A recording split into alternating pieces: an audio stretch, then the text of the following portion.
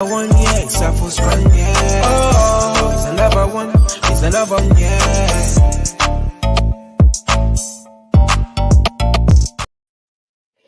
Hello and welcome to another episode of Green Diamond Boxing, hosted by iBoxingHub. I'm very pleased to introduce my guest for this evening, the Muslim boxer Muhsin Cason. Assalamu alaikum, how are you? Wa alaikum assalam, my sis. How are you? Alhamdulillah, I'm really well, thank you. Just before we get started, we might have a lot of viewers that aren't Muslim or don't understand Arabic, so we'll just do a bit of translating as we go along. So for our viewers, Assalamu alaikum is a Muslim greeting and it means may peace be on you. And the response is wa alaikum assalam, and that means and unto you be peace. If you hear us say Alhamdulillah, that means all praise due to Allah. And it's again something else that Muslims have in their everyday language. So thank you so much for joining the show today. So we've got so much to talk about. I've looked up yourself, a bit of your history, watched loads of different interviews that you've done, so loads to talk about. So as I understand it, you were born and brought up in Baltimore, Maryland. So I've never been there. Can you tell me one thing that you love about Baltimore and one thing that you don't love about it? One thing I love about Baltimore is the camaraderie that we have in the Muslim community.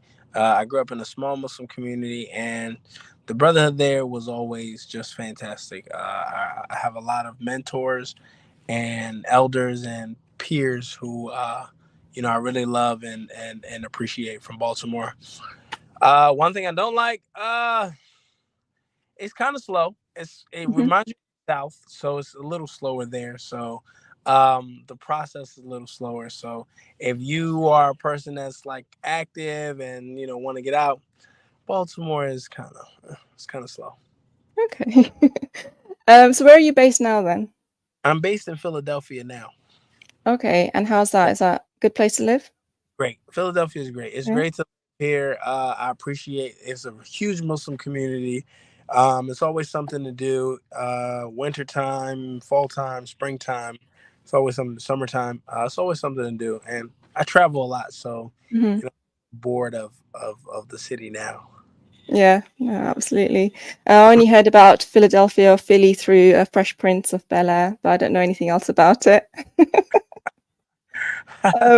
So I think a lot of people may not know this, but you're the younger brother of Hasim Rahman, the two-time world heavyweight champion, who famously fought and knocked out Lennox Lewis in 2001. And you were about 8 years old at that time. So growing up with a champion for a brother, did you feel any pressure from like friends or family to kind of go into boxing yourself? No. At the time I was in hip school, so Okay. I wasn't really paying attention to boxing. I never wanted to box. I didn't want to box till I was, but I did feel the pressure of. It was kind of like something that we showed off with, like oh, who my brother is. My brother's husband. So I think as a kid, it was more like, I got famous people for family. Yeah. That was more of the like sense. But as far as boxing wasn't even a thought in my head for a very long time. So it wasn't until I was 21 when I really started boxing. 21. Wow. Yeah. So 21. that is quite late for starting a boxing career, isn't it? Yeah, but it wasn't until and I even did it on mistake. I just wanted to move to Las Vegas with my brother. So I just was like, hey, let me go ahead and I want to box in order to move there. I was just gonna go take my stuff and eventually just box until I could get myself back on my feet, and then I would leave. Yeah. But here we are. Wallahu khairul makirin. Allah is truly the best of planners. Absolutely. So we mentioned about your brother, obviously there's a 20 odd year age gap. So I'm assuming you've got many siblings in between. How many siblings are you in total? 16. 16. And what's the age, like the eldest, the youngest? The oldest is 51. The youngest is 11. 11. So we're talking different mothers here, yeah? Yeah. Wow. Difficult situation. It would have been. It would have been. Yeah. You got a 51-year-old and 11-year-old. That's never. Wow. So that is a huge family, mashallah, huge family. Really big family, really close family, Yeah. tight family, and alhamdulillah, I couldn't ask for anything else. Yeah, absolutely. So big up to yours truly, Trey, Chris, Ra, Rico, Ikram, all of my iBoxing Hub brothers in the back. Yours truly, Trey, is saying, what inspired you to box? Was there a fight you saw or a favorite fighter? What inspired me to box was to get out of Boston. I just wanted to get out of Boston. It was a weird situation in Boston. I needed to get out. Just just left. Mhm. When finally started boxing, Roy Jones. Okay. Roy Jones highlight tape was my favorite. I mean, it was everything to me. It was just like it got me hyped. Hmm. It wasn't even because Roy Jones not a person that you can mimic, and so it was just like something that was just I just liked how tough he was and how he just classes and went from 154 all the way to all the way to heavyweight and just kept going, and it was amazing to me. So I watched him a lot, and then I started watching Pernell Whitaker when I really started learning how to box. Hmm. I just started becoming a kind of a student of the game Wow. and focusing on the history of boxing, where boxing came from, the politics, the business side, everything. So that was really it. Yeah. So your professional debut was in 2018, and your last fight was actually a Misfits fight. How Yeah. did that come about for you then? What was the run up to that? So the whole thing started really from KSI. Hmm. My who was just, he's my friend at the time. He said, "Hey, can you spar KSI? Can you help KSI for his upcoming fight against Jake Paul, the second fight?" And I said, "Sure." And I come in the gym and I'm looking at KSI's. I think I was looking at his Instagram. And I'm like, this dude has 1 million followers, Yeah. and I think I was like 3-0 at the time. And I'm like, how? Like this guy is, and he wasn't really that good. And at the time, I think I had like 900 followers, maybe 1,200 at the time. And he shares me on his story. And at the time, I was like, I'm famous. He shared me on his story and 3,000 followers. I got like 3,000 followers from him. And I said, what is he doing? And my pro debut, I made 500 Canadian dollars. Hmm. His pro debut, he's making 1 point One minute. something Yeah. million. And I'm like, what is he doing that I'm not doing? And I saw his page and I said, I need to do that. Mm. So I started my YouTube page, then I started my Instagram, and then I randomly became the Muslim boxer. And I went from just a professional boxer to this social media influencer, social media Yeah. personality. And that's how I really got on Misfits. I was known for all of, my trash talk and then my Mhm. boxing, all this other stuff. So I'm a good boxer, but I'm also, I guess, a character. And, shout out to Mams Taylor. He called me one day and was just like, hey, we really want you on your card. You're a funny guy. You're a respectful guy. Let's do it. So we were on Misfits. It was fun. So what do you say to those boxers that think that Misfits makes a bit of a mockery of professional boxing? You don't want to make money. Okay. You don't want Yeah. to make fans pay the bills. Hmm. This is a business disguised as a sport. The crazy thing is your favorite boxers did it. So why are you too good for it? Muhammad Ali was fighting Japanese, Hmm. wrestlers at a time. Floyd Mayweather was doing exhibition, but Muhammad Ali fought Bob Sapp in the ring. Who else? Like this is nothing new. This is Okay. even to this day, Muhammad Ali has more. He has more followers and has never been on Instagram a day in his. Yeah, it's But it's true. because It's of true. the personality, and it Yeah. wasn't because he was good that everybody liked him. Mm. Everybody wanted him to lose, Mm. and he was talking trash, And he kept predicting his fights and what round he was going to knock him out in. And Yeah. that's when they started watching him. It wasn't because of his, oh, he was so amazing at boxing. Yeah. So that's all it Mm. was. No, that's true. So do you think that in terms of this Misfits thing then, because they are YouTube boxers, they are not professional fighters. Do you think it's fair that professional fighters include their Misfits fights into their record, into their professional record? Should that be separate because it's not It is a separate. professional fight? It is separate. Is it not included in their full number of fights that they do then? So if you notice, if you look my record up, I'm still 11-0 with Okay, AK. fine. So then You know, your Misfits one is separate. It's not included into it your. says Pro Am or something like that. It's Mm-hmm. not a record. So that's why I respect it. It's not nothing that's going to get you ranked or anything. If it's a professional fight, it's a professional fight. Yeah. Tommy Fair, Jake Paul, they're professional fighters. They're fighting on professional cards. All right, they are ranked like 1100 or something like that, and that's okay. I was ranked number 42. I think I'm ranked number 52 now in the world, and number 11 in the country. I was number Mm-hmm. 4, but hey, if you want to be so-called a real boxer, come on over. It's painful Yeah. over here. No, absolutely. You guys work really, really hard. So I looked into some of your other fights that you've done, and previously you were known as the Silent Assassin. So when did you become the Muslim boxer, and why the changeover?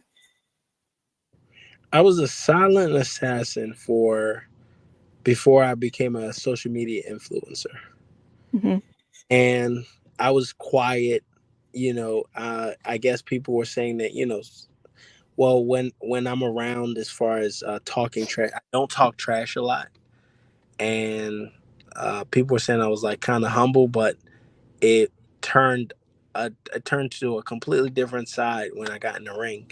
Mm. And so it was just like, okay, I'm quiet, but I'm a dangerous guy, I guess. And alhamdulillah. But I guess because I became the Muslim boxer, and the reason why I became the Muslim boxer is because I knew what social media could do if I didn't honor my Islam. Mm-hmm. In order to honor my Islam, I had to present myself as Muslim all the time. Yeah. So I became the Muslim boxer instead of just the boxer. I was like 93 Fitness King before that. But as I became actually the Muslim boxer, I had to really in totality, become exactly who I said I was. Mm. So walk, talk, sleep, eat, Muslim boxer. Yeah. And here I am today. Alhamdulillah. So, like, obviously, we know that Islam and Muslims aren't really that popular a lot of the time. So, calling yourself the Muslim boxer in America, what kind of reception do you get in the boxing world? How do people perceive you? How do they receive you? I think because I am American Mm-hmm. and I am not a scholar. I'm not a Mm-hmm. sheikh and I'm not some, extreme Muslim. And so I have an everyday life just like everybody else. I have a child. I have a regular, schedule as far as going to eat and everything. The only difference is, yeah, I eat. I don't eat pork. I don't drink. I don't smoke, and I respect myself a lot. And so at first they're like, okay, well, who's the Muslim boxer? And then they start to with my jokes and music and playing this and playing this. And some people will say, oh, it's haram and you shouldn't do this. Okay, but I'm teaching people honestly, Mm. learning, through my jokes. Like I didn't know Muslims could. I've heard people literally tell me I didn't know Muslims could joke. I thought Really? I swear they're like, Wow. Muslims could laugh, like things like that. And it's just like, man, we have this beautiful religion that we have, Mm. so beautiful, and unfortunately, it's so demonized. Yeah. And so I figured if I was gonna do something, I'm gonna make it look in the smallest way possible. I'm gonna make it look nice, make it look Yeah. fun. I'm not gonna disrespect it, but I will make it look fun. Yeah. No, that's great. And your videos are funny. I do watch them. Your follow you on Instagram. So you've said before that Islam is the most important thing to you, and I totally understand that. But can you explain to the viewers why do you say that, and why is that? So being born and raised Muslim, no matter what you do, no matter what you practice, I'm sorry, no matter what you, what's your profession, at the end of the day, Muslims believe that at the end of the day, when we pass away, we have to answer for everything that we did on this earth. And so, no matter what I do, no matter how successful I get, I still have to make sure that I'm a good person, and I have to make sure that I was Muslim throughout success or failure or anything like that. And so, I that's why it's really so important. As far as Muslims, I want them to know that you can become anything. You know, Abu Mhm. Bakr was a rich man. I'm pretty sure in this day and age, he would have a Benz. Khadija radiallahu anha would have a Maybach, Mhm. uh, pulling up to the masjid. You know what I'm saying? Like, it was so many people. They are promised Jannah. Yeah. And so no matter what they did, they still focused on the law, and they still focused on their afterlife. And I think because we're Muslim, and for the viewers who are not Muslim, we believe that our body right now is not is just a vessel, but our soul is what we have to keep flourishing and keep nourishing. And the only way you can nourish your soul is by doing good, and of course what we do, read Quran, pray, and really cleanse our soul, so that way when it's time to go to that next journey as far as the spiritual life, Mm. be ready. Yeah, absolutely. And you've also memorized the Quran. Yes. So, mashallah, how old were you when you did that? 15. 15. Can you tell me a bit about the process? Because I always wonder about it. Like, I haven't memorized the Quran and I haven't memorized much of it, to be honest. But that process, how was that? And yeah, It's difficult, I will yeah. say, but it's a difficult process. It's a sacrifice that I appreciate now, but I didn't appreciate when I was younger. I was just like, Hmm. this is hell. Like, I was just like, because it's day in, day out, right after, before, right, a little bit before Fajr, and Hmm. after Isha, and you're just constantly memorizing, constantly reading. And so you start from just reading. I don't really remember learning how to read. I just Hmm. knew how. But yeah, you start to just, you go from Nas to probably the seventh juz, which is Ghafir. And once you finish that, you go from Baqarah to Ahzab or Zumar. And then you recite it Wow. again, the entire thing. And if anybody doesn't know, the Quran is 604 pages, and it's 114 14 Chapters. stories, and it's 30 chapters. Yeah. Wow. So So yeah, massive undertaking. But you obviously need a lot of dedication, persistence, discipline to do something like that. Do you think that what you learned doing that has translated into your boxing career and your discipline in that? everything that I learned from memorizing Quran has been implemented in my boxing. Okay. The same way you get up, and the boxing is the reminder. Hmm. The same way I get up, I got up as a kid to memorize Quran early in the morning when I really didn't want to, right after Fajr, before Shuruk came in, and you had to memorize, and then you had to go to hip school. Is the same way I gotta go get up, go run my miles, then I gotta go to sleep, get something to eat, and then go to the gym and go work out. Cool. And then vice versa for keeping Quran, and always making sure I keep it with my prayers, and making sure that I stay unapologetically me. Hmm. Is the doing boxing. Boxing reminds me of that, is because I don't want to work out all the time. It hurts, especially in camp. It hurts to work out. It Yeah. hurts. It hurts to work out 3 times a day, and you know, eat what you want. You know what I mean? You Yeah. got to drink water and things like that. And so it's the same thing for for Quran and all that other stuff. It sometimes it's tiring going to sleep at 12 o'clock and getting up at 4 or 3 o'clock in the morning Mm. to make Fajr. Sometimes you don't, you know what I mean? Sometimes you want to miss certain prayer because you're just sleepy and stuff like that. But you got to get up, because the same way you sacrifice all this time to be a world champion, I'm trying to be a world champion in the afterlife as well. Yeah. In order to do that, I got to work hard. Absolutely. And so you're not just outspoken about being Muslim, but you're also outspoken about world affairs, things going on around the world. What gives you the courage to speak about it? Same courage that gives me the to get in that ring and not care. Hmm. Not care what anybody thinks, not care what anybody says about how I box, and oh, you need to do this and you need to do that, and people told me I shouldn't have boxed when I first started. Well, Oh, maybe you need, really? yeah, because I was timid. I didn't know how to fight like that. I was getting beat up, and so they were like, "You should quit." Blah blah blah. But now it's like, what are you saying now? Yeah. And so even for speaking up for Philistine, speaking up as you see, Hmm. speaking Yeah. up for people around the world, I have the platform, and so in the afterlife, I'm gonna be accounted for what I do, Yeah. how I use my platform. Did I use it just to get some money and fame, or did I use it to speak up for the people who cannot be spoken up for, and Mm. also show camaraderie with everyone. Just show people. I mean, we needed it at a time. Um, I'm pretty sure back in slavery times, I'm pretty sure we would have needed the same thing, the way we were being treated, and just as far as the being an African American, that oppressive state that we endured for 500 years, Mm. it resonates with me a lot, and so you're seeing, and unfortunately, I hear tales from my grandmother.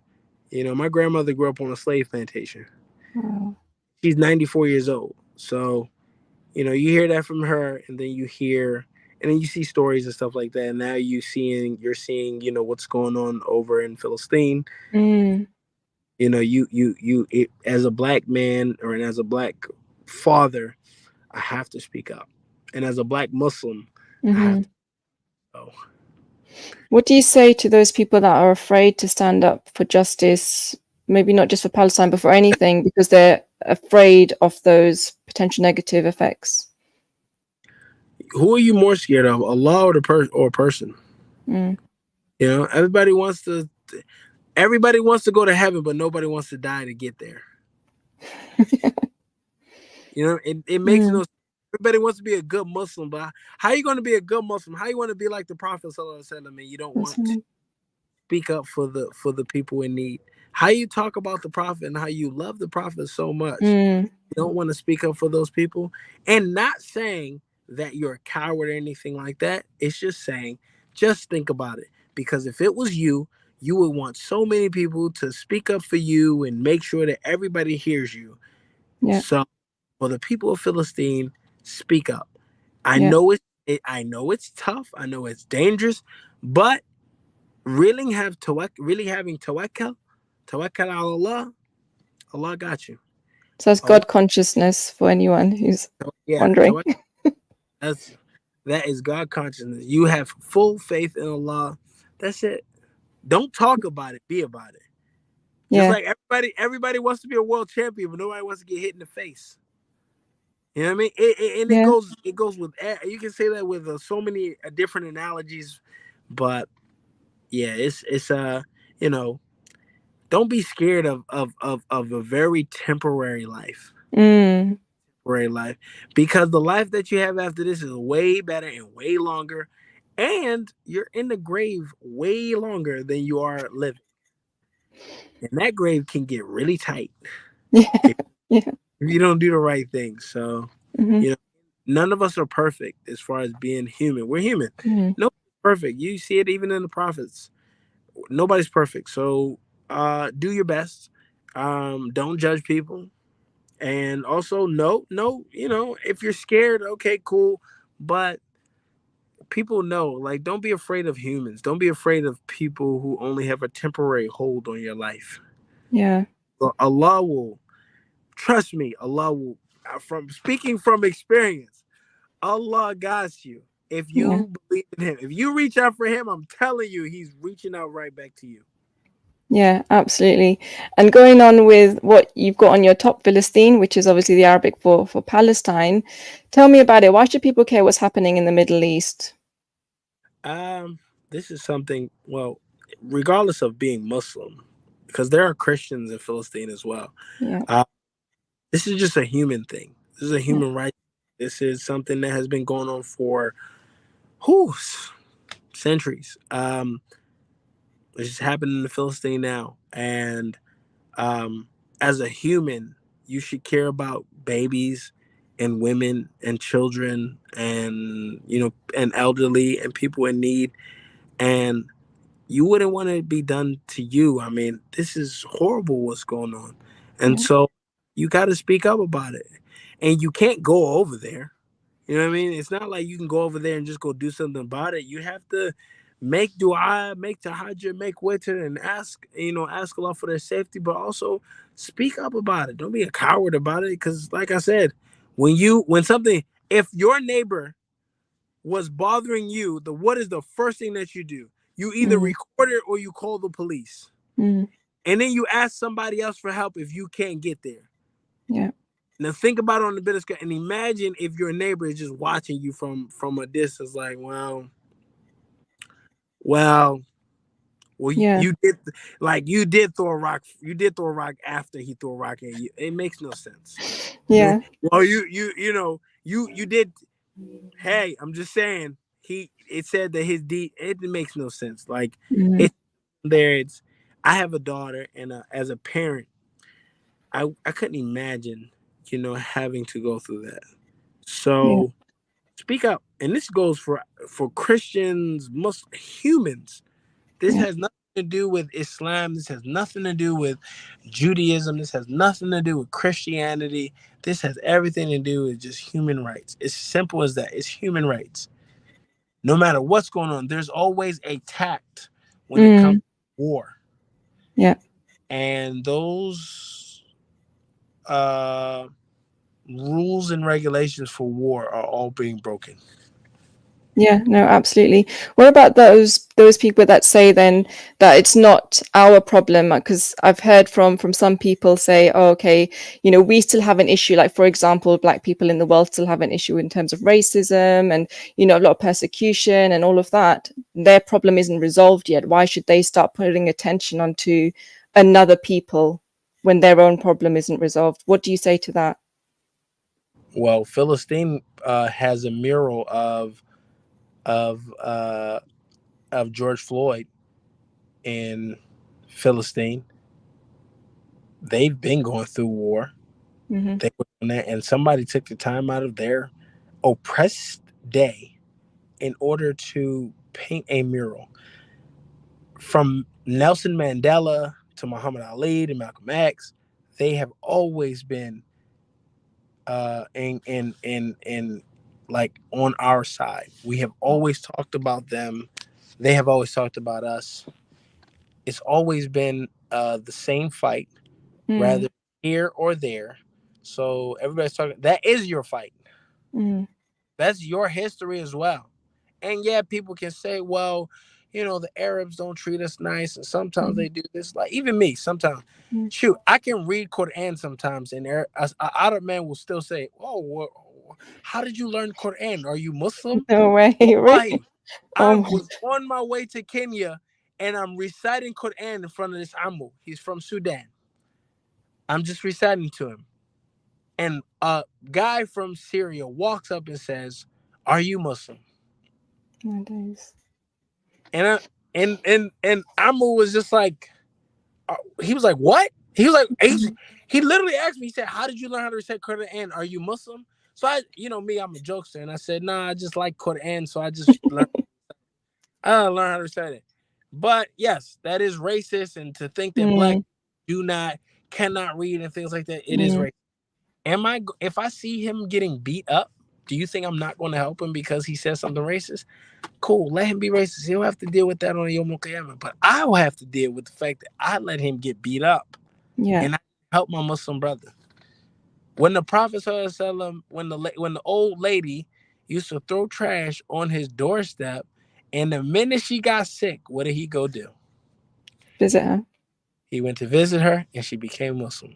So Mm-hmm. why would I take my chance of letting an Arab or letting someone who's not from this country Mm-hmm. learn from what is inherently, it is racist, but Mm-hmm. whatever. Learn from them and say, let me remind you that we are all Muslim. And let Yeah. me remind you that most of the prophets were Black. Mm-hmm. So just remember that. Yeah. They spoke Arabic. Cool. They were Arab. Some of them were Arab, but some of them were from Abyssinia. Yeah. So they were they were Arab. They were not Arab at all. So just remember that. Don't just remember where you come from. You know, Prophet Adam, he said, like Prophet Adam was black. They Yeah. say he was black as night, like dark, because Mhm. there so many colors can only come from something that black. So Yeah. that's just something to remember. Yeah, absolutely. On top of Proven as well, proven scientifically in genetics. So exactly, I've done genomics courses, um, and it's all in the genes. You can't deny it, everyone. So but on top of that, that still does not take away from, as human beings, it still comes back to human beings. You have to protect the youth because the youth can't be racist. They mm, don't know anything. mm, Babies, women, children, they didn't. Okay, cool. Yeah, you might have a little bit of racism. This has been systemically treated to us for the longest time. It's a color system that we have been yeah, operating in for the longest. This is not just something like that. So, yeah, okay, cool. I could say that, but then on Yom Al Qiyamah, when all the unjust people, and I could have said something about it, and now I don't. And now I got to pay for all the people who, have been hurt because I didn't want to speak up. yeah, Speak. Trust me, it is a great investment for you on Yom Al Qiyamah. And if anybody doesn't absolutely. know, Qiyamah is the afterlife or day of judgment. Yeah, Day of Judgment. Yeah, absolutely. So coming back to your boxing career, then what's next for you? I hear you called out Idris Virgo. What do you think's going to happen there? Do you think you're going to get that fight, or?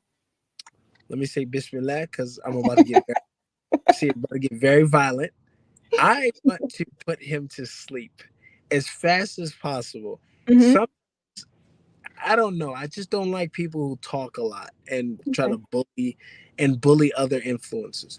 The Hmm. influencers, they don't want to be real boxers. And if you do want to be real boxers, come over to the boxing side and you'll see Hmm.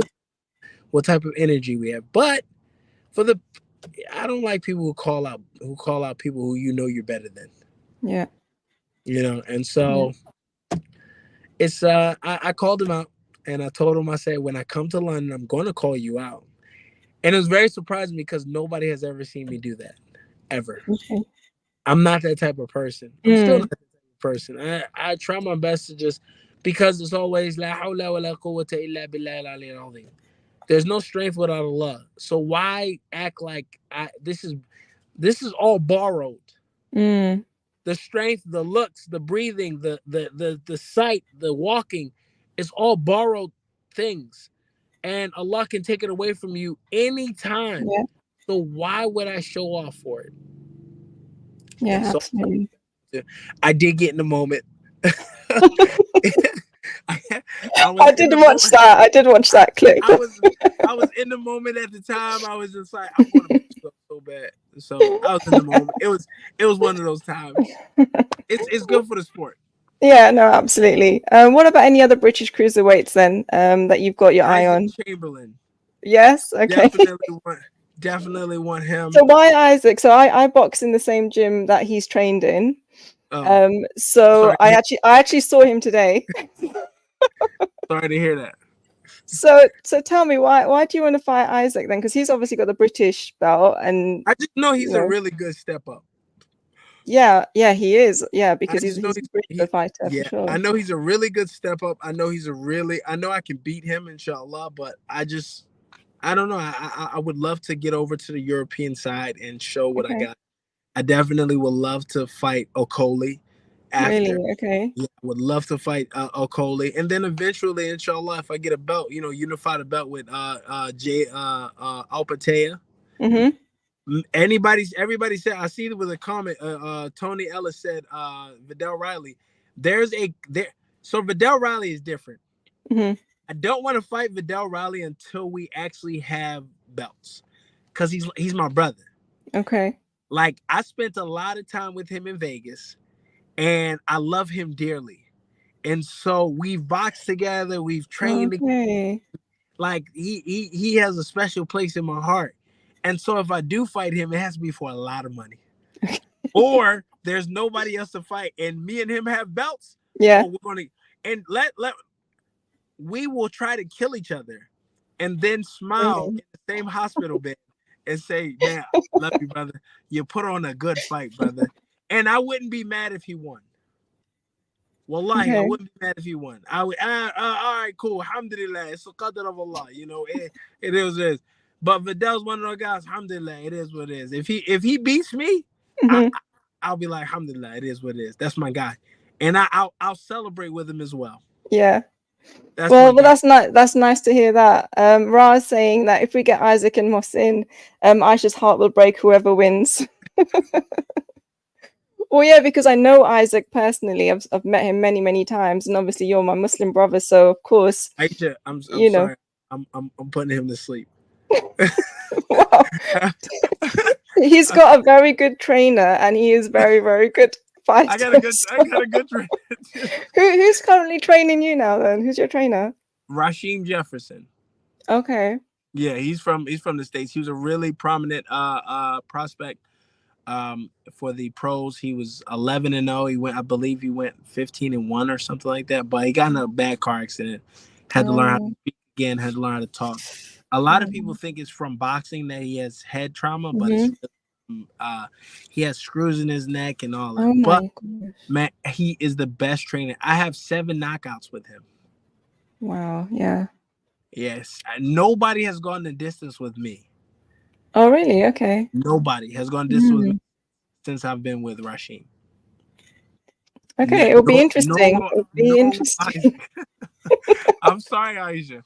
Forgive me. I'm gonna look at you in the crowd like. Hey, yeah, I'll be ringside because I have to be ringside, so I'll be there somewhere.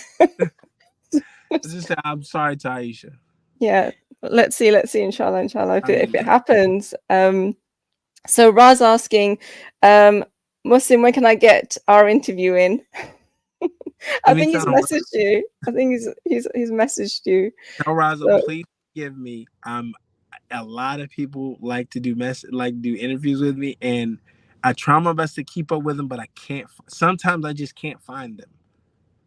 Or sometimes I'll even have a message where I reply to it and I'll see it and I'll be like, sure, alhamdulillah. And then I forget about it. I have a lot of messages. So inshallah, we can get that one in soon as well. Inshallah. So we're kind of running out of time very quickly. I'm sorry I've taken more time than I normally do. That's all right. Just a couple of questions. Any upcoming fights that you're really looking forward to? Whatever my manager Ahmad Abdullah has for me in store for next year. I believe inshallah I'll be very active in 2014. Okay. So I'm excited about that, and you'll see me in London probably soon. Inshallah. Didn't you just come to London recently? I just left London on the what was that? I fought on the 17th. I left on the 22nd. So did you fight in London on the 17th? I fought in London at York Hall. Oh, you were in York Hall. Oh my God, you're literally. Oh, I didn't even know it was in York Hall. I would have come to watch you. York Hall. Yeah, okay. We go there quite a lot for fights. So yeah, inshallah next time I will get tickets to watch. So what advice would you give to people who are afraid to be themselves, whether that's, embracing their faith, their ethnicity, just because of what people might say or think? It takes time and effort. But in order to be afraid of everybody else looking at you, you have to look at yourself. And you have to be honest with yourself in order to know who you are. And once you know who you are, and I'm talking about by yourself and know exactly who you are, that's when you can start implementing, showing people who you are all the time. It took me some years to actually show everybody who I am. Yeah. And so I purposely progressed at showing people all sides of me. So now everybody sees just me. I'm comfortable. But it took time. And so it's just always a thing of looking in the mirror and saying who you are. What are your bad things? What are your good things? And what are you all around? Yeah, no, absolutely. I think in some spaces it's easier than in other spaces. Like in the workplace, it's really difficult to just be your full, authentic self. Right. Because you're worried about how people are going to perceive you, right? That's the same thing for me. You have to learn where to show it and where not to show it. So for Mm-hmm. me, I'm a social media influencer, so I'm allowed to show it anytime. Yeah. But for other people, no. In the professional system, yeah, I have to be professional in certain things. So, you have to read the room. Yeah, no, absolutely. So Tony Ellis is saying that I want Badu Jack on this channel next. You know him as well, don't you? Is he close to you? That's my good brother right there. Okay, inshallah, through you, then we might be able to get him on the channel, because I don't know him, but maybe inshallah, if you want to message him for me, that'd be great. He's a way more famous guy than me. Yeah. Is he? Way more famous than me. He's hard to get. It's hard to get a hold of him. Well, let's see what we can do. Okay, how can people follow your journey then? Can you just let us know your social media handles? So the Muslim Boxer on everything, and even on YouTube. I am actually starting my YouTube where I'm going to start showing my life and showing what I'm doing, showing what's going on, what's my next fights and everything like that. So go subscribe, because everything will be on there from now on. I'm kind of pivoting towards YouTube. And you're starting a podcast as well, I saw. I've started a podcast, yes. Yeah, what's that all about? It's a third-party podcast where me and my good friend Rod DeVoe, we talk about life and being Muslim and being Black, popular topics, music, politics, food. It doesn't matter what we're doing. We just talk about it, but we're trying to give a broad perspective of who Muslims are. Like, Muslims aren't just like, get up, pray, Allahu Akbar, Salaam alaikum, and then go to sleep. Like, we're regular people. We do everything that everybody else does. Just we don't eat pork, we don't party, we don't drink, and we treat we try our best, because we're not perfect, but we try our best to treat everybody with good manners. That's it. Absolutely. Muhsin, thank you so much for your time. Jazakallah khair. Thank you everyone who's participated in the conversation today. Really, really great. Inshallah, I'm hoping to maybe get a pass to Saudi for the 23rd of December. I don't know yet if I'm going to, but inshallah, let's see. It'd be great to go and see the massive card that's happening out there on the 23rd. But yeah, it's been great talking to you. Inshallah, I can catch up again another time. And I hope you have a lovely day. Thank you. Assalamu alaikum. Wa alaikum salam. It's another band. All the Muslim cars now, whichever get up. I start my card with a sweet one, please. Someone flicks me a back by the end. Say, it's another one. It's another one.